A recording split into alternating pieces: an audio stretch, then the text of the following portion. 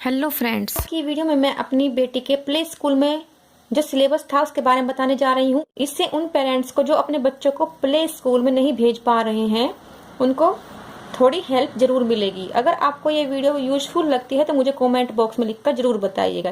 तो आइए वीडियो। इसमें मेरी बेटी के स्कूल में थी टोटल 6 बुक्स। उसमें से सबसे पहले अब बात करते हैं पैटर्न्स में वही standing line, sleeping line, slanting line.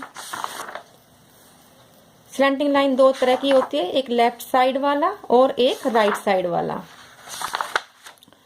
Curve, इसे काफी कलरफुल बनाया गया है और कुछ इमेज बनाई गई है जिससे कि बच्चा अट्रैक्ट हो बुक के प्रति। बटरफ्लाई के अंदर सर्कल, डॉट डॉट बनाकर सर्कल की शेप बना दी गई है। बच्चों को इस पे केवल बच्चों को इसमें ट्रेस करना है। पिज्जा सर्कल होता है, गोल होता है, तो यहाँ पर उसको बनाकर पिक्चर में दिखाया गया है और इसके चारों तरफ भी इस तरह से डॉट डॉट बनाई गई है और फिर यहाँ पर छोटे छोटे सर्कल बनाए गए हैं। एक बड़ा डॉट की यहाँ से बच्चे को स्टार्ट करके यहाँ पर खत्म करना है। इस तरह से आप देख सकते हैं बच्चों की favourite ice cream, tree, bulb, curve line सिखाने के लिए। ये अम्ब्रेला, ये जलपरी। इस तरह की बुक्स मार्केट में 150 की रेंज में आसानी से आपको मिल जाएगी। अदरवाइज आप घर पर वर्कशीट बना सकते हैं। अगर आप नहीं बना पा रहे हैं, आपको उसके लिए आइडिया चाहिए तो मुझे कमेंट बॉक्स में लिखकर बताइएगा, मैं इसकी वर्कशीट भी बना दूंगी। पिस्ता वेव लाइन, जिसे मेज भी कहते हैं, बर्ड्स को उसके घर तक ले जाना है। ये एक ब्रेन बूस्टिंग और बच्चों की ब्रेन बूस्टिंग एक्टिविटी होती है। बच्चों की कंसंट्रेशन भी बढ़ाती है, उनका आई हैंड कोऑर्डिनेशन भी, और बच्चों को इंटरेस्ट भी आता है कि बर्ड्स को उसके घर तक लेकर जाना है। थोड़ा सा अगर 1.5-2 साल का बच्चा, उनके लिए थोड़ा सा डिफिकल्ट होता है इस तरह का, लेकिन आप हैंड पकड़ करके, अगर कोई एक्टिविटी अगर बच्चा नहीं कर पाता है तो उसका हाथ पकड़ करके आप जरूर कराइएगा। 15 डेज, 20 डेज या 1 मंथ बाद बच्चा खुद ही करने लगता है। इसलिए कि बच्चा नहीं कर पा रहा है, आपको कोई भी एक्टिविटी स्किप नहीं करनी है जो उसकी ग्रोथ के लिए, उसके डेवलपमेंट के लिए जरूरी है। अगर बच्चा नहीं कर पा रहा है तो आप उसका हाथ होल्ड करके या फिर आप उसके साथ बैठकर कराइए। थोड़े दिनों बाद बच्चा अपने आप करना सीख जाता है। कोई बच्चा 1 वीक में सीखता है, कोई 15 डेज में। ये हर बच्चे का अलग अलग होता है, इसलिए हमें बच्चों को कंपेयर नहीं करना है। बच्चों के लिए जो यूजफुल है उन एक्टिविटीज को हमें बच्चों को जरूर कराना है। ये देख सकते हैं आपने यहाँ पर फ्लावर बनाया और उसमें ये डिफरेंट पैटर्न्स, ये अगेन कर्व, यहाँ पर क्लाउड्स, ये रेनबो, ये देख सकते हैं आप। यहाँ पर हमने कुछ कर्व, स्लीपिंग लाइन और स्टैंडिंग लाइन बच्चों को सिखा चुके हैं। उन्हीं की हेल्प से हमने यहाँ पर बच्चे को एल बनाना सिखाया है। और यहाँ पर टी, जैसा कि आप देख सकते हैं, आई। स्टार्टिंग में बच्चों को यही अल्फाबेट सिखाए जाते हैं। जनरली स्टार्टिंग में बच्चों को इंग्लिश अल्फाबेट से ही स्टार्टिंग करते हैं लिखवाने की, ताकि वो लिखना सीख जाए। पहले पैटर्न्स और उसके बाद इंग्लिश अल्फाबेट, उसके बाद शेप। देखिए आप यहाँ पर इसी से इस तरह के dot dot dot activity, dot dot मिला करके बच्चों को ट्रेस करना है। और इस तरह से बच्चा 11 भी सीख जाता है बनाना, और भी कुछ शेप वगैरह, जैसे यहाँ से रेक्टेंगल बन सकते हैं, इनको मिला करके इस तरह से बच्चा अपने आप ही क्रिएट कर लेते हैं इन सब चीजों को।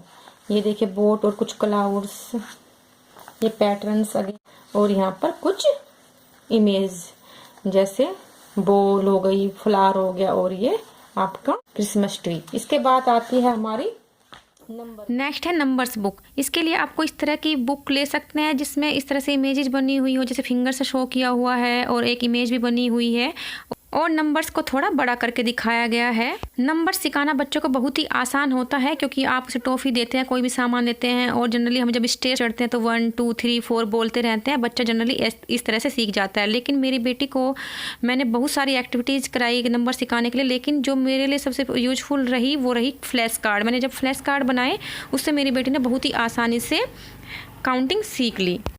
अगर आपको अपने बच्चे को कुछ सिखाना है और वो नहीं सीख पा रहा है तो आप एक बार फ्लैश कार्ड की हेल्प जरूर लीजिए। फ्लैश कार्ड से बच्चा कोई भी चीज़ बहुत जल्दी और आसानी से सीख जाता है। आप फ्लैश कार्ड्स को जिस टॉपिक पर आपको चाहिए ऑनलाइन मंगवा सकते हैं या घर पर भी बना सकते हैं। इसके अलावा काफ़ी सारी पजल्स भी ऑनलाइन आपको मिल जाएगी जो बच्चे के ग्रोथ के लिए अच्छी रहती हैं, आप उन्हें भी मंगवा सकते हैं। इस तरह से प्ले में मेरी बेटी के 20 तक काउंटिंग थी, कुछ स्कूल्स में 10 तक ही होती है। नेक्स्ट है इंग्लिश अल्फ़ाबेट बुक। इसमें A to Z बच्चे को सिखाया जाता है। और देखिए एक तरफ लेटर्स लिखे हुए हैं और उसमें बड़ी सी इमेज बनाई गई है एप्पल की। इस तरह से बच्चे का पूरा फोकस इमेज पर रहता है, क्योंकि प्ले में जो बच्चा सीखता है वो इमेज के थ्रू सीखता है। A B वो जनरली नहीं सीख पाता। बच्चे इमेज देखकर ही प्ले में सीखते हैं। एप्पल मीन्स ए और ए मीन्स उनके लिए एप्पल होता है। बी फॉर बॉल होता है। बॉल को देखकर वो जानते हैं कि बी से बनता है, लेकिन वो बी को नहीं जानते हैं। ये हालांकि कुछ बच्चे सीख भी जाते हैं। ये घर और स्कूल दोनों के एटमॉस्फेयर पर डिपेंड करता है और बच्चे का अपना कैलिबर भी होता है। और लास्ट में एक पेज पर कुछ इमेजेस जो कि हमने पढ़ी थी, जैसे बी फॉर बॉल, बॉल बना दिया, उसके नीचे लिखते बी और सी। बच्चे को लेटर से बनता है, एक तरह से लेटर रिकॉग्नाइज कराने के लिए। और एक पेज पर इन्होंने A to Z सारे अल्फ़ाबेट वो भी कैप्स में लिख दिए हैं। और लास्ट में इन्होंने 6 और 8 फ्रूट्स और कुछ वेजिटेबल्स के नाम दिए हैं जो बच्चे को जनरली प्ले में सिखाए जाते हैं। जनरली 5 to 6 फ्रूट्स और 5 to 6 ही वेजिटेबल्स बच्चे को प्ले में सिखाई जाती है। इसके बाद आती है हिंदी अक्षर बुक। और इसमें ऐसे आना खाली, जैसा कि आप देख सकते हैं, वहीं तक बच्चे को प्ले में सिखाया जाता है। और वो इसमें भी अगेन वही बच्चा इमेज देखकर सीखता है कि ऐसे अनार, यानी कि अनार को देखकर उसे पता होता है कि ऐसे अनार होता है। उसे ये नहीं पता होता कि ए क्या होता है, लेकिन ऐसे अनार को देखकर वो बताएगा कि ऐसे अनार। इसके साथ ही कुछ शीट दी गई थी, जैसे ऐसे अनार हमने बच्चे को सिखाया तो अनार बना करके उसके नीचे ए और आ लिख दे, तो बच्चे को बताना है कि अनार किस लेटर से बनना है, लेटर रिकॉग्निशन के लिए। और उसी तरह से कुछ मैच भी करना, मैचिंग एक्टिविटी थी, वो मैंने शीट हटाकर से डेली बेस पर मैं अपनी बेटी के लिए अब नर्सरी में यूज कर रही हूँ। नेक्स्ट है drawing book. Drawing book specially बच्चों को स्टार्टिंग में, जैसे बच्चा प्ले में जाता है, इंट्रोड्यूस कराते हैं ताकि उसकी पेंसिल ग्रिप अच्छी बने और बच्चे को थोड़ा सा कलरिंग करने में, क्योंकि उस पर कोई बर्डन नहीं होता कि उसे कैसे मूव करना है, कैसे चलाना है, और बच्चों को इंटरेस्ट आता है। तो थोड़ा सा पेंसिल ग्रिप बनाने के लिए बच्चों को सबसे पहले कलरिंग बुक दी जाती है। कुछ शीट पर ड्राइंग बनाकर भी मैडम कभी कभी बच्चों को दे देती है। बच्चों के लाइन में लिखने या कलरिंग इमेज के अंदर ही करने, इन चीज़ों पर प्ले में जनरली बर्डन नहीं दिया जाता है, बस केवल पेंसिल ग्रिप पर। और बच्चे स्कूल को एंजॉय करें और ओरल एक्टिविटीज़ पर ध्यान दिया जाता है। लिखना और पढ़ना भी बच्चा सीखता है, हालांकि हर बच्चे का अलग अलग होता है, लेकिन ओरली बच्चा बहुत कुछ सीखता है, क्योंकि अलग अलग फैमिली से बच्चे आते हैं और सबके घर का एटमॉस्फेयर अलग आता है, उनका बिहेवियर अलग होता है। दूसरे बच्चे आपस में बैठकर, जैसे मेरी बेटी ने स्कूल में ही अपने आप से खाना सीखा। मेरी बच्ची उस टाइम डायपर में सूसू करती थी। विदिन 15 डेज मेरी बेटी ने डायपर में सूसू करना छोड़ा था और वो जा करके टॉयलेट में करने लगी थी। इस तरह की काफ़ी सारी बच्चों में डेवलपमेंट देखने को मिलते हैं। और काफ़ी सारी एक्टिविटी कराई जाती है, जैसे up your hand, raise your hand, down your hands, और बहुत सारी। आप प्ले में आपके साथ बच्चे के साथ क्या क्या होता है उस वीडियो में जाकर देख सकते हैं। डांसिंग भी एक बहुत अच्छी एक्टिविटी है, वो भी बच्चों को कराया जाता है। योगा कराया जाता है, छोटा मोटा योगा जो बच्चे कर सकते हैं। हम पेरेंट्स बच्चों को वो फैसिलिटी जो स्कूल में मिलती है, जो एटमॉस्फेयर बच्चों को स्कूल में मिलता है, वो तो नहीं दे सकते, लेकिन कोशिश कर सकते हैं। इसलिए अपने बच्चों के डेवलपमेंट पर थोड़ा ध्यान दें और ये एक्टिविटीज़ अपने बच्चों से ज़रूर कराएं। नेक्स्ट है एक्टिविटी बुक। इसमें पहले पेज पर बच्चे की फ़ोटो पिक्स पेस्ट की जाती है उसके पेरेंट्स के साथ, उसके ग्रैंड पेरेंट्स के साथ, जिससे बच्चा ग्रैंड पेरेंट्स का कॉन्सेप्ट सीखता है, मम्मी पापा कॉन्सेप्ट सीखता है। इसके अलावा सेंसेज, कुछ राइम्स होती है। सेंसेज में जैसे आपने देखा बच्चों को पूरी राइम्स दिखाई गई है, फिर बच्चे को कि स्किन से हम क्या करते हैं वो एक वर्कशीट बना दी जिसे मैच करना है। कुछ फार्म एनिमल, कुछ वाइल्ड एनिमल्स, एक तरह से जनरल अवेयरनेस है।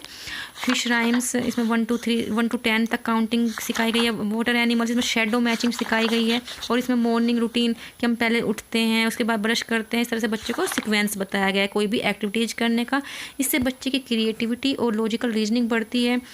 ये पार्ट्स ऑफ बॉडी, हम हाथ में क्या पहनते हैं, ग्लव्स हैं, पैरों में शूज, कुछ फ्रूट्स और वेजिटेबल्स, और इस तरह से कुछ एक्शन दिखाए गए हैं। बैड और रॉन्ग और राइट एक्शन बताना है। कुछ बच्चों को वार्म और कोल्ड ऑब्जेक्ट्स दिखाए गए बताना है। कुछ सीजन जैसे समर, मानसून और विंटर सीजन।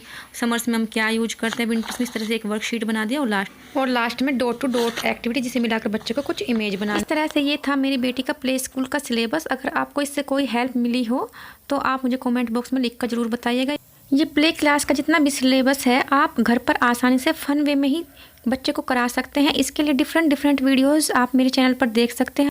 और नेक्स्ट वीडियो आपको किस टॉपिक पर चाहिए मुझे कमेंट बॉक्स में लिख कर ज़रूर बताइएगा। मैं कोशिश करूँगी उस टॉपिक को कवर करने की। Thanks for watching. Bye bye.